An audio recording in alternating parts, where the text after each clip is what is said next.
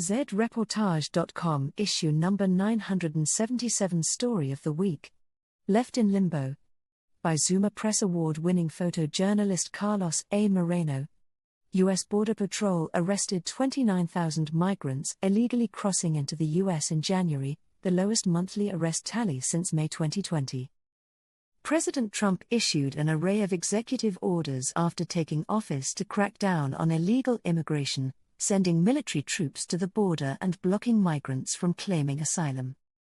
The measures have left thousands of asylum seekers in limbo on the U.S.-Mexico border. Many had been waiting months for appointments with U.S. immigration.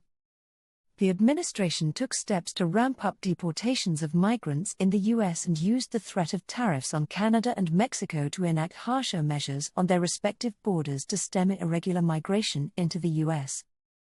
On the first day of his second term of office, President Donald Trump issued 10 executive orders and proclamations seeking to change the face of U.S. immigration law and policy, touching nearly every aspect of a complex and exacting system.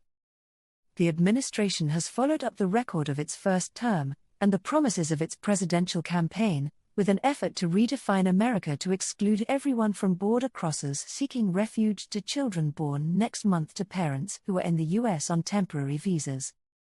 Woven through these executive orders are novel legal arguments that fully task the U.S. military with repelling asylum seekers, threaten aggressive use of criminal penalties to ensure compliance, and open the door to future invocations of the centuries-old Insurrection Act and Alien Enemies Act. The executive orders radically expand the legal authorities used to enforce immigration law against immigrants already in the U.S., while calling for an equally radical expansion of the infrastructure that would be needed to accomplish the mass deportations the president has promised.